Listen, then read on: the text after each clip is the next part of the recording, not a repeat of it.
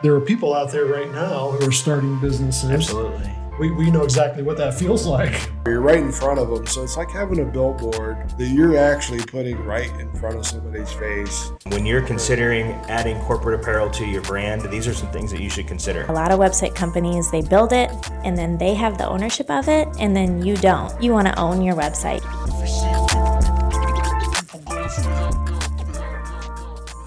Hey, welcome to another episode of the Marketing Compass podcast. I'm super excited to be here with my good friend Micah Bradley from Orion Wildlife Solutions.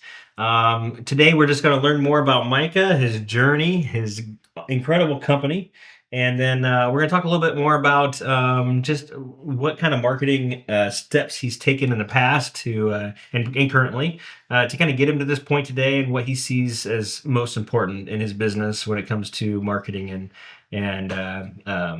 just becoming better every day. Right? Yeah. So, Micah, it's so great for you to be here. Tell us a little about yourself. Well, thank you for inviting me. I appreciate the opportunity, and it's always fun to kind of get together and chat and share a little bit. So, my name is Micah Bradley. I have been in business with my brother, so a small family company, and we've been doing this together for about 6 months now, and he's got some experience prior to that. Yep.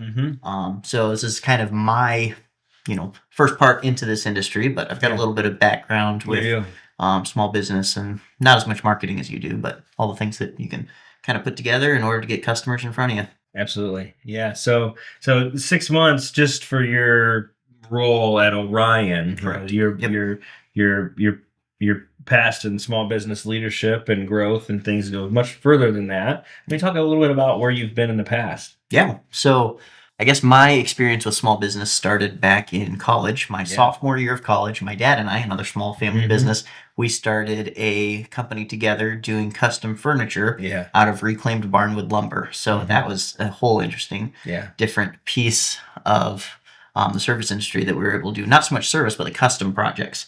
And then the transition from that custom manufacturing into service has been, I think, a better fit for me. And that's what I've really enjoyed. Sure. Yeah. Yeah. That's incredible. So that's one of the really, really amazing pieces that I just love about you, Micah, is that you're a true family man. You go where you're needed to support your family. And that's where it started with the custom furniture. And today with helping your brother expand and grow his business and his passion and his vision there. He's had many, many, many years, over a decade, I believe, of experience. And is that right? In wildlife He's solutions? been working specifically in nuisance wildlife since about 2018. 18, okay. But his favorite thing to say when a customer asks him that question, I've heard this. Man, I've been chasing critters my whole life. Yes. So definitely not a shock for him to move into this industry. It's been a natural segue. I remember, when we were little bitty guys running around in our creek with our crawdad nets way back when. So it's been a good fit. That's awesome. It is inspiring to see how you morph to support your family, and just your natural knack you have for business is encouraging and inspiring. And that's what I'm hoping to be able to portray to the folks listening and watching today on the show, is just that passion that you have behind that. And hopefully we can share some of the tools and strategies that you've put into place to help kind of get you there. So Orion is a fairly new business as under that name, Orion. But why don't you tell us about who Orion Wildlife Services is, and why you do what you do? Okay, so a little just brief overview for the company. Yeah. Orion Wildlife Solutions, we specialize in nuisance wildlife removal. So whether that is bats that are roosting in your attic, or it's mice that are getting into your kitchen under the sink, maybe it's a raccoon that's made its home in a place that you don't want its home to be. We do, squirrels. Squirrels have been bad this year, Nick. Yeah. They've been bad. So it focuses around the home. And then also we do moles, groundhogs, anything that's, working on the property, creating damage. We strive to produce a quick, concise solution to help get rid of those nuisance wildlife creatures from your property. Yeah. Kind of get your space back into your space instead of the animal space. Right. Yeah. And you kind of take it even a step further than that, because you do a lot of like home repair and that kind of thing. Absolutely. To kind of prevent the the critters from getting back Yeah, in again, yeah. right? So it's one thing to have, an animal come in once, but what Yeah. you don't want is for that same area to be exploited again and again. Yeah. You see this all the time where, maybe there's that construction gap that, looks fine from a construction standpoint because, contractors are looking at making sure that everything's watertight. Mhm. Well, water follows the rules of gravity. Small animals don't. So if you've got those areas that the animals want to exploit, we want to provide a good solution to make sure that that never happens again. Yeah. So that, honestly, most people that call us don't want to have to call us again. Sure. Yeah. I was talking with a customer this morning and we finished up what we were doing and I said, well, hopefully you never hear from me again. Yeah. And honestly, that's kind of what we strive for. So we Yeah. want to create a permanent, lasting solution. Yeah. That's awesome. So you mentioned size of the critters, right? Yeah. So I think it's important to make sure that folks understand your scope of work because pest solutions is different than wildlife solutions, Absolutely. right? So you don't necessarily get into the like bug spraying and spiders and things like that. You're basically what bat or mouse enlarger, is that right? So that's what I like to tell people is anything mice enlarger is what we deal with. Yeah. The industry is broken into two segments. You've got your pest control companies and you've got your nuisance wildlife control companies. Mhm. There's a lot of overlap. Some companies offer both services. Yeah. At Orion Wildlife Solutions, we focus just on the nuisance Mhm. wildlife. If you've got yellow jackets, running around your house, I don't like getting stung. I'm going to refer that over to somebody else. Sure, that's fair. That's fair. That's good. Good boundaries there for sure. None of us are getting stung, I don't think. So that's awesome. So so you put those kind of things in place to kind of prevent from reoccurring things happening. Now we live in northern Indiana. Oh, we've got all kinds of critters. There's a critter for every season, and then there are critters that just love every single season, especially with how our the crops and everything like that are around. I'm thinking of mice, right? Oh, yeah. So tell me about some services that you provide that just help mitigate those on a reoccurring basis. Right. You can block every hole you can, and then they still keep coming around the house, right? They're always looking for ways to get in. Rats will chew through steel. Whoa! Holy cow! So you talked about recurring services. Something that we like to focus on, especially with our rodents, mice, chipmunks a little bit, mostly mice and rats and voles. Those are the animals that are going to be spending time in your yard and around your property. And there's just so many of them. They reproduce so fast. And like you said, we can do the exclusion work. We can make sure that your house is buttoned up and there's nothing obvious for the animals to get into. But those animals like to multiply. They like to find new places to live. So one service that we offer to protect from rats and mice is our rodenticide. And that is a subscription-based service where basically we're putting those rodenticide bait boxes around your house, around your business, protecting your most valuable asset from these animals that like to chew. Yeah. So the goal is to seal up the structure for sure, but there's sometimes some additional steps that need to be taken. Okay. So our rodenticide service is a great way to solve that problem. And that's like you have to come out and take care of it and update the trap every so often? Yeah. Typically we're out there quarterly. Quarterly. Okay. Every 3 months seems to be a good sweet spot. If there's higher activity, we'll be out there more.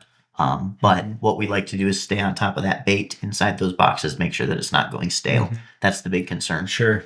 Yeah. So we want it to be appetizing for the little critters. Yeah. So I'm sure you probably deal with a lot of the sames: raccoon, possum, rat, mice, bats. So what's one that you've been surprised by? Oh man. Are they all pretty standard? It's all kind of different, honestly. You've got your standard repeats, but at the end of the day, each job is different. Yeah. It's always a surprise. It's always a mystery as to what you're going to come across. Man, I had a friend from church text me the other day and said, "Hey, Micah, I accidentally caught a skunk. What do I do with it?" Accidentally caught a skunk. Well, he was trying to catch the groundhog. And so I got to help him out with a skunk problem the other day. That's nice of you. I think I sent you a picture of that. Yeah, you said you're coming to my house to drop it off. You didn't see me later on, did you? No, I didn't. But honestly, that segues into a good point. Yeah. What do we do with these animals? Yeah. We hear this question all the time.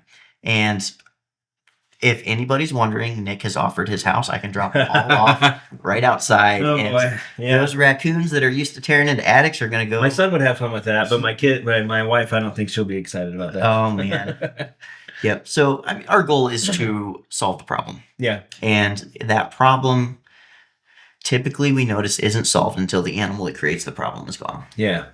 You can't just drop it off the road because they come back. They know. Well, and beyond that, there's state regulation. Of course. We're monitored closely by the DNR. Yeah. We need to make sure that we are in compliance with all of the regulation in our industry. And part of that is I have to have written permission from the landowner, and it has to be in the same county. So if you'd like, if I catch anything in Kosciuszko County, you can sign off on it. I'll drop it off at your house. I think I'll pass. All right. I hear that a lot. Yeah. Well, that's fun. That's awesome. So I think now would be just a good time just to kind of take a short break. Okay. I'd like to transition into more specifics of practices, routines, marketing things that you do personally that's really you've seen help grow your business. Yes, absolutely. That others that are listening can take away and learn themselves. Good. So we'll be right back after this really short break. Thanks, Nick. Hey guys, welcome back. Appreciate you sticking around and joining us for the second half of this Marketing Compass podcast. Again, I'm here with Micah Bradley with Orion Wildlife Solutions. And we already learned a lot about Orion and just your history. So now we just want to pivot into a little bit about understanding some of the main things in your past and currently that's kind of made you so successful. You know, when it comes to leadership and marketing and networking and those kind of things. So, what would you say was your let's just talk about maybe a handful of those. What would you say would be your number one, your go-to contributor to your success that you've had over the years? Well, I would say that starting off, it's not necessarily something that I've done, but it's the relationships that I've built with people around me. Knowing who to talk to about certain problems, or having the right connections, being able to go over and say, "Hey, Nick, I need some help with this. Do you know anybody?"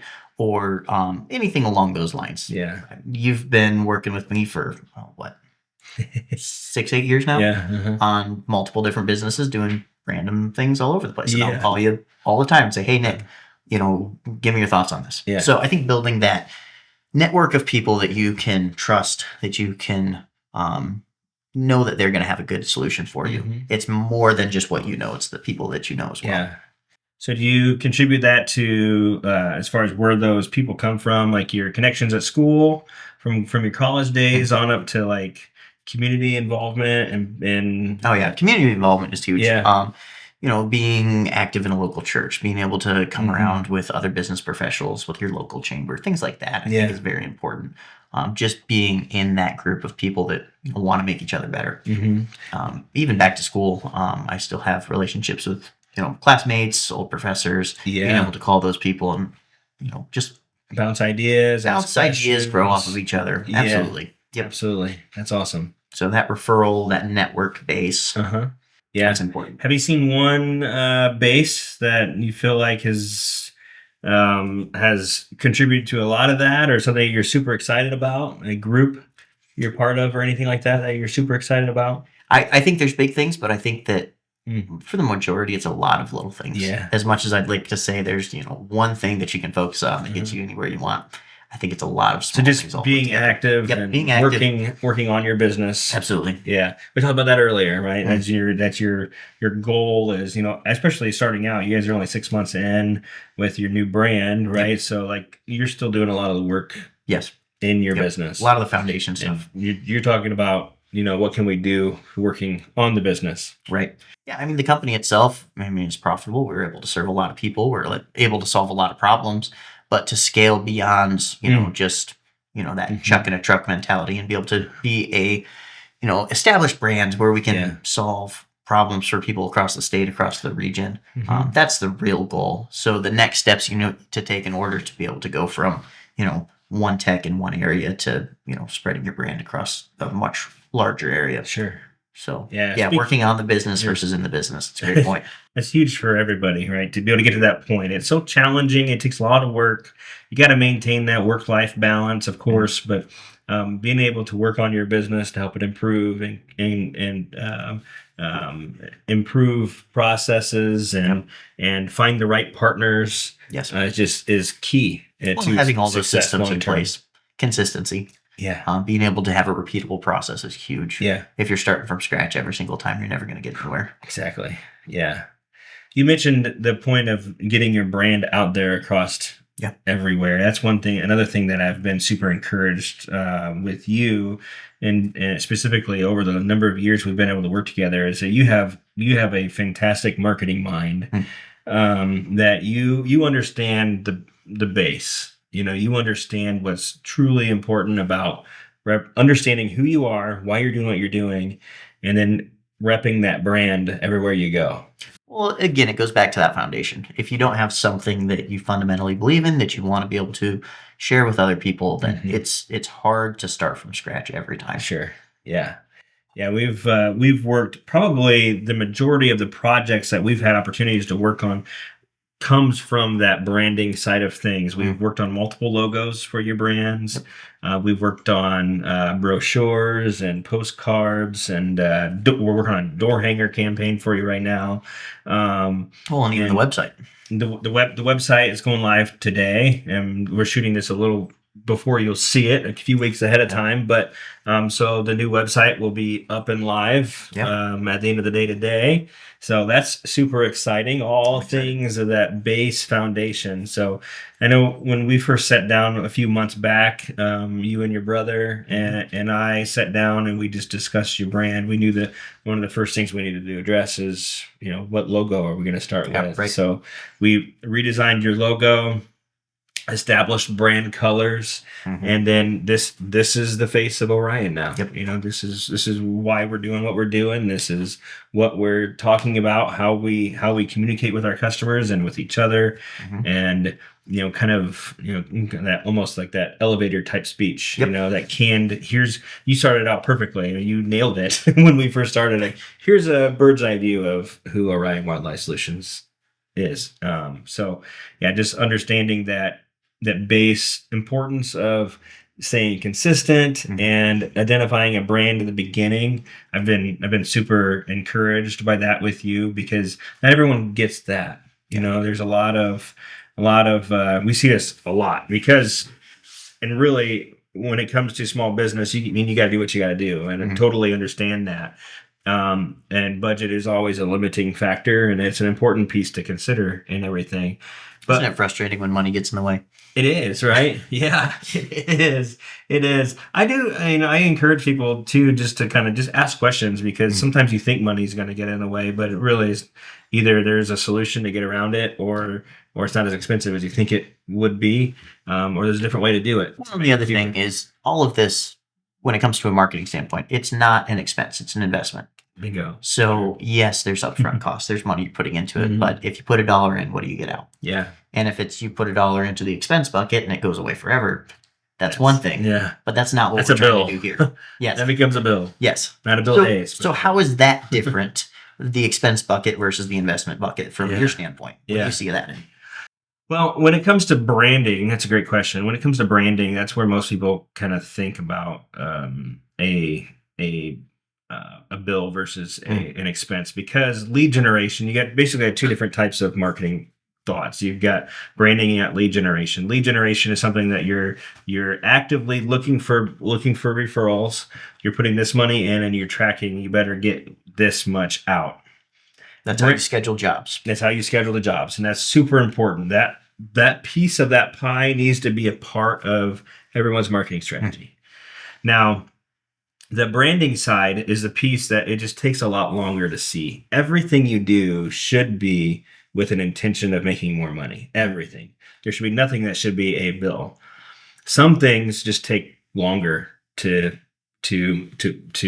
pan out and to show a return on. The very beginning, that expense of creating a high quality branded logo, that's going to take longer for you to see a return on. Right. That's part of the process of building a brand, and then having so much something about that the you can market. credibility too. Bingo! All those little pieces: credibility, trustworthiness, recognition.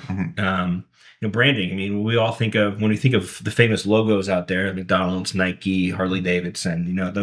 Those took time for those brands to make them money. Right. To where now you can put a Nike swoosh on something and everybody knows what it is and that's selling itself, right?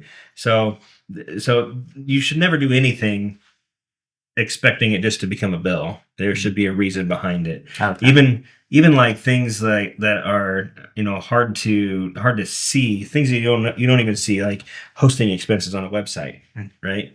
Those are fairly modest, but I mean it's another bill. How do we take that and make money out of it? And you have to understand the process of your website and how it's used. It's a necessary component of a website is to have hosting where you're going to store your files and the security behind it, and how you're making sure your leads are their information is protected and secure. And all that goes into the hosting piece.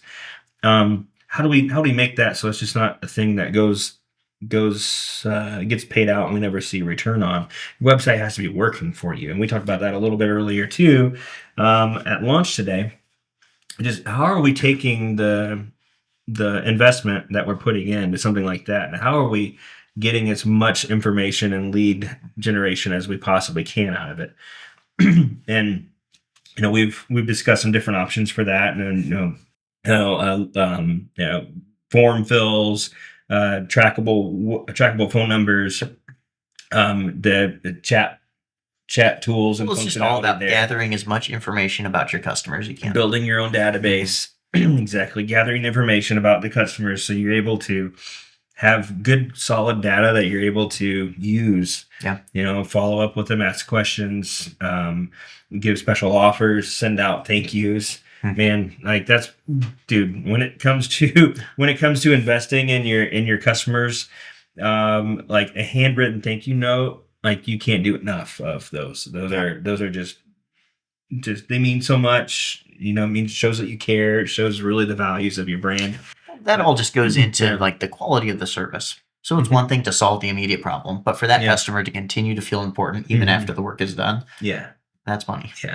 Yeah, and then they'll remember you. Then you've made an impact, and something for your business. Like you said, you hope that they don't have to call you back again. They ever get another raccoon. But let's be honest. I mean, where we live, there's plenty of woods around. Yeah. The lakes are here. The farmland that's so abundant around here. We're gonna have mice. We're gonna have bats. We're gonna have squirrels. I hate squirrels. My dad makes fun of me about the squirrels all the time, but but they're going to have to call somebody again in the future. It's the average lifespan of homeowners ownership of a specific property. They're going to have to call somebody again, and those impacts, those little touch points, make all the difference. Yep. Yeah. And being the company that everybody is confident referring. Yeah. That's a huge part of it too. It just goes back to, making that customer feel important. Yeah. Yeah. Because, we talked about brand, like brand, you typically think of the top of the iceberg. We think of an iceberg, 20% of the iceberg is showing, everything else is underneath of it.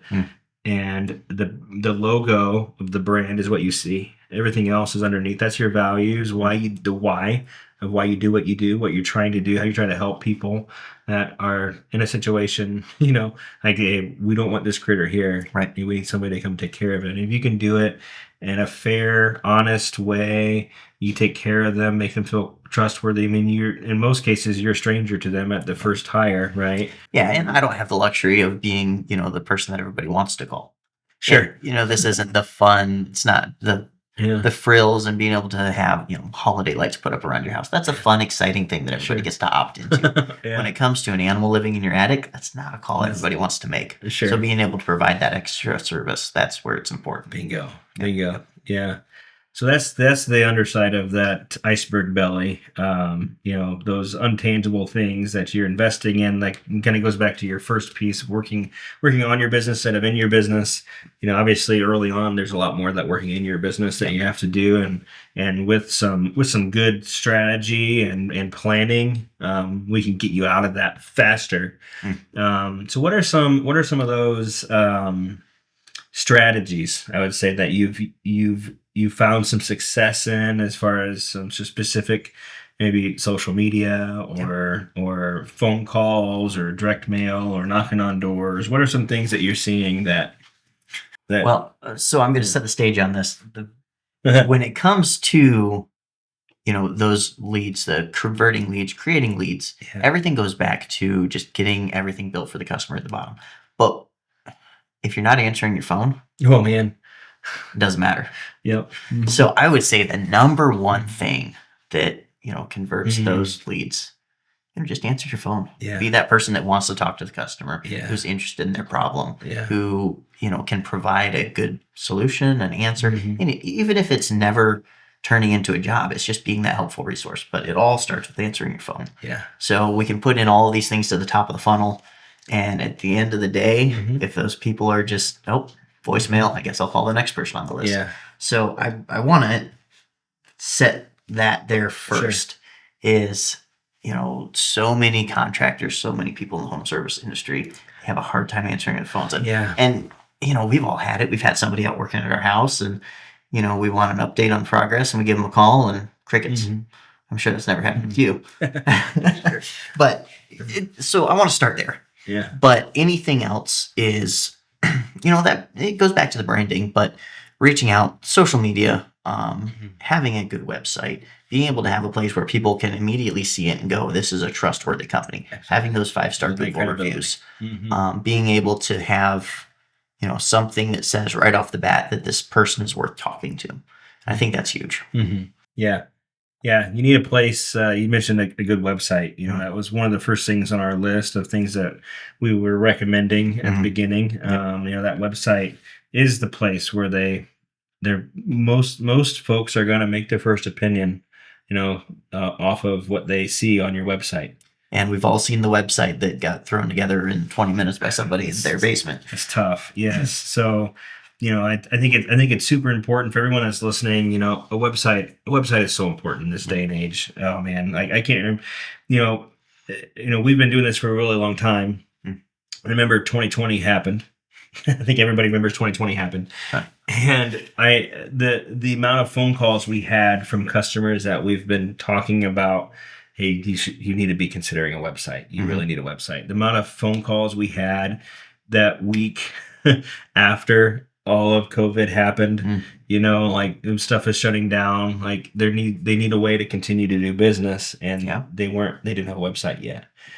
So we made a lot of websites during that time frame. That makes sense. But if you don't have one yet, I mean, there's still a large number of businesses that don't have a website. Just, a lot of it has to do is just because they're busy, and that's a good problem to have. But I think it also relates to that point that you made about answering the phone, right? So like, we're busy right now doesn't mean we're always going to be busy. The customer base that you're working with, are they going to be moving out of your buying group, as far as aging out of that or moving on to different expectations and requirements that they may have, that to where they don't need your product anymore. But at the end of the day, in this day and age, people are going online to make a first impression of who any of us are. When was the last time you picked up a phone book? It's been a little while. I don't know. I mean, Wow. Yeah. I think today about the extent of a printed copy of anything with phone numbers is some kind of directory that we have as a membership directory or something. And even that, we've got those online, Right. So I would encourage you all listening, like, man, if you don't have a website, you've got to be considering that. And from a marketing agency like us, we understand that websites are a considerable investment. There's a lot of cost to that, but we believe that the upside is so significant that it's a must that every business should have. So what we try to do is we try to be flexible with that. So that's what you want to do is you want to find your own marketing company. We'd be happy to be that. But if you have somebody that you're already working with, find somebody that's flexible, that can build you different types of websites, that something that maybe you can just scale over time is fine. There's definitely going to be some time commitment at the beginning to kind of get that website up and going that represents your brand well, that answers the right questions, that is checking the boxes for Google, making sure you're found that way. And I want to talk a little bit more about that too, real quick, because the website that currently Blue River Digital is building for us isn't just the website. Mm. We're working on door hangers. We're working on mailers, both of which will have QR codes that link back to the website. Yeah. Mm-hmm. Our brand and our logo links back to the website. Yeah. Our emails link back to the website. Yeah. So while the website might just be a piece, it's kind of, how do you describe it? The hub at the center of that wheel. Yeah. Yeah. So your website we describe as your virtual brick and mortar store. Obviously, the brick and the mortar of a building.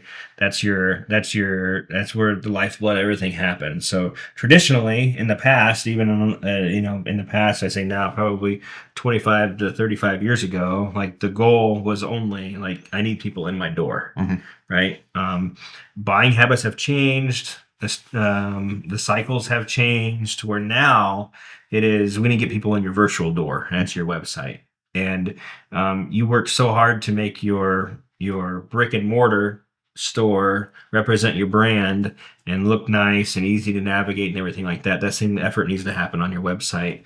But you need a strategy in place once they're there on your website. How do you convert them? What are we doing with them when they're there? How do we make sure that the information that they're looking for is easy to be found? Yes. How do we make sure that Google understands what we mean and what we want them to know? How do we optimize that site so where when people are doing a Google search or a Bing search or a Yahoo search or DuckDuckGo, you name it, if they're searching for, raccoon removal, are you coming up? Those are the things that you need to consider when you're building that website. So everything that you're doing points back to either your brick and mortar store or your virtual brick and mortar store. And today, majority of the time, that's your virtual one. That's your website. Well, especially for those home service businesses where, there's a technician going out to somebody's home solving a problem. Yeah, absolutely.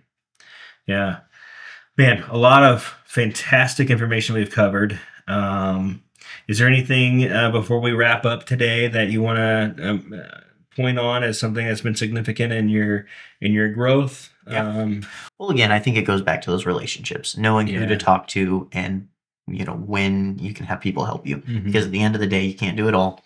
So having those relationships, having professionals that are around you to build a website for you, to answer a hard question about something. I mean, there's so many different areas where it just helps to have a network of people that you can rely on and trust. Absolutely. Yeah. So Micah, I understand that you've got a sale you got coming up for rodenticide. Yeah. You want to plug that? Oh yeah. So right now we're coming into winter months. Those pesky rodents, mice and rats, are looking for a place to spend time this winter.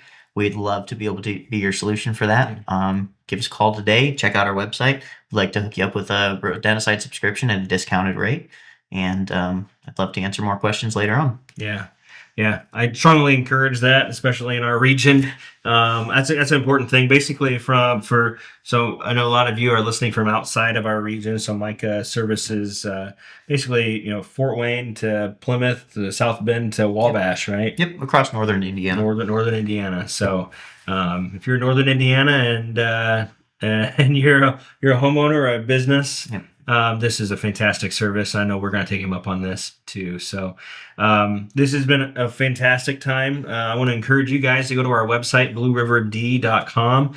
Go to the podcast section. There's a list. There's a form there that you could fill out and ask some questions, maybe specifically more about what Micah's doing. You can always go to give him a call and check him out on his brand new website after the end of the day today. And you can follow him on social media and that kind of thing. You can also give us suggestions for future podcasts there too. Please subscribe and check in at all of our different podcast platforms, YouTube's, Spotify, Apple, all the above. So it's been a pleasure. Thank you guys for your time, and we'll see you next time.